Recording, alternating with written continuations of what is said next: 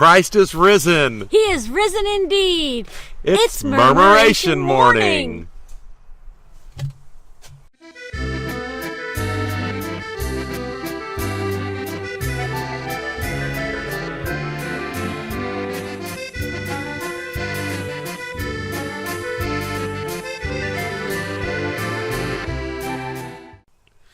It's Easter. Happy Easter, Happy Jeannie. Easter. We're in the garden, the blooming garden. I know, and it's been a long week for anyone who's a pastor, that's for sure. It is. So we are just feeling relaxed and happy and really pleased. The joy of Easter. Oh no. It's not who I think it is. Hasatan is back in the garden. Oh, Satan in the garden. What are you doing? Here, let's put it over here. What have you brought us? I don't know. I don't know that I trust it. It's reminding me of the macaroni the last time we had orangey drink, it was not good. Hasatan. Satan.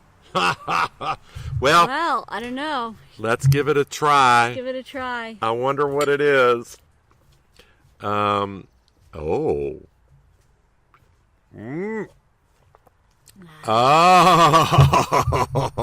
Wow, thank you, Satan. Wow. This is what we needed after a long week of Holy Week. It was a long week, but a good week. It was good.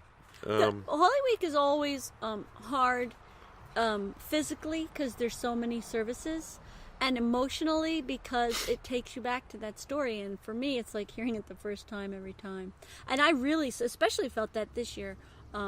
Some of my readers, all of my readers, just read so beautifully during the services that it just was like, oh, it's wonderful. So Easter morning came, and I had this really cool image, and I'll share the picture. So we'll get the picture on so you can see it. Okay. So, the women are the first one in the Easter story to come and see the tomb open. Mm-hmm. And at our church, the women ironed. They were ironing the big Easter banner that goes on the front wall. And I thought, well, that's kind of cool. Our women didn't really go to the empty tomb, but they were ironing the banner. Wow, so it's kind of a new one. But I've done a lot of thinking about the women and that it's significant, that it's women. Oh, wow. We've got some work happening here. Construction, yeah. What's being built? Well, we're actually going to be having a... What? We're actually going to be having a studio. We're going to have a studio? A bit of a studio. It'll be a lot like where we've already been, only less so much in my dining room. So we have a new house, and they started they're building it right in the middle of it figures in the middle of our show. Yeah, oh my gosh. Yeah. Well, anyway, keep talking. The women, it's significant that the women are the first in the story. Because, I mean, in two ways. The women, really? It could be worse. It could be a dentist drill. That'd be worse if that was a dentist drill. In the ancient world, the women didn't have a lot of status. No status at all. So one part of it is that the women are the first to see this story.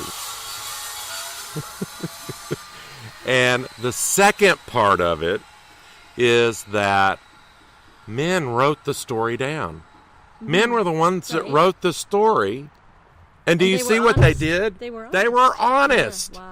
The women saw, I never really thought about came that, and the men didn't believe, and the man who writes the story down is honest. We didn't believe the women. Right. They made themselves look kind of like dodo heads. Because you would think that if it had been a person who had been foolish by not believing, they wouldn't tell that part of the story when they rewrote it themselves. Right. They would leave out that part.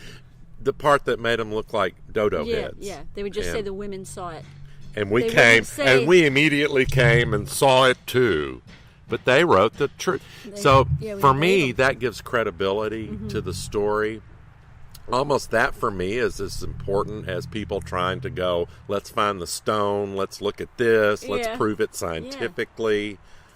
That's a pretty radical story. So anyway, that was my thought for That's neat. for Easter. I just simply went with joy. Joy. Simply went with joy and party and fun. And, thinking about it, we, as the church, we don't make a big enough deal of Easter, of the actual Easter day. It's, again, just like Christmas, although Easter's way bigger than Christmas because it defines who we are. Yeah. But this whole idea that death is no longer a threat to us, that we are one with God in whatever state we're in, now, later, whatever, it doesn't matter, that is such a big deal. We need to be the finding the eggs, the finding the candy, the having a mimosa, the eating food and just going off the diet that you're on and just eating whatever you want, wearing fancy clothes, listening to rock music all day, cracking cascarones, that should be saved for that day, and it should be crazy. We should open the doors to our churches, and we should have a free party. And when people come in and say, well, what do I have to do this? Just say, nothing. We are come in. We are celebrating the reality that is us. I heard. And the reality that is us is that death is and I heard Joan Salmon-Campbell used to be a minister in our denomination. Cool name. She was also the moderator of our General Assembly. Wow. She's no longer in our church anymore. But she preached at Montreat, North Carolina, and she brought that theme home. We are having a party. And would you not invite people to your party? Yeah. Have a party. Yeah. Anyway. Well, a lot of places have activities for the kids on the Saturday. Yeah. And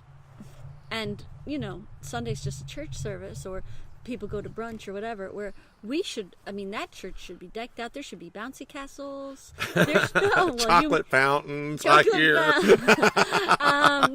And ponies. And, ponies. and spin art and glitter and rock bands. And it should be crazy. It should be great. Everyone should be like, oh my gosh, I cannot wait until Easter. It's going to be the best.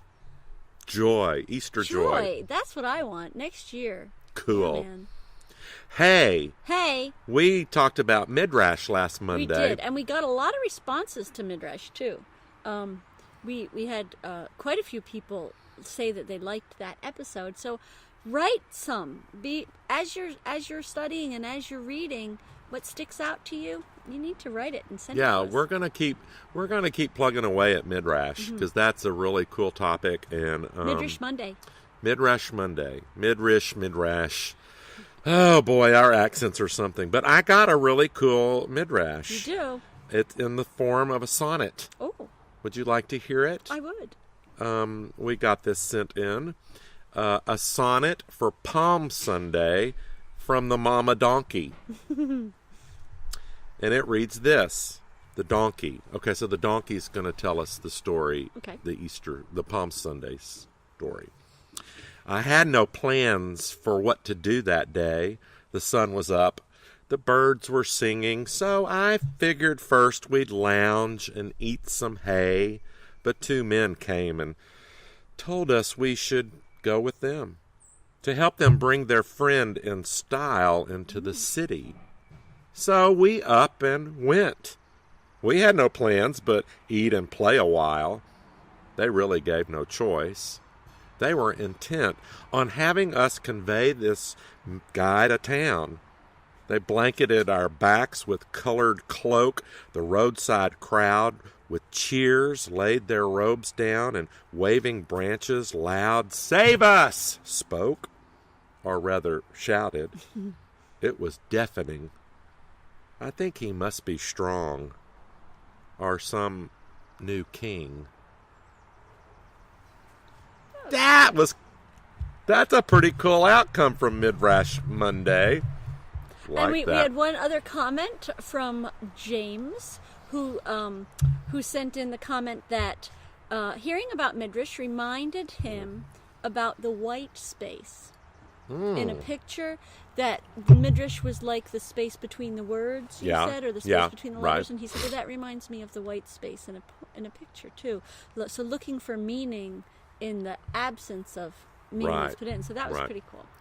Right. So I think you and I should continue to relax on this. Oh, Sunday. we This are is having our Sabbath in the garden. Easter garden.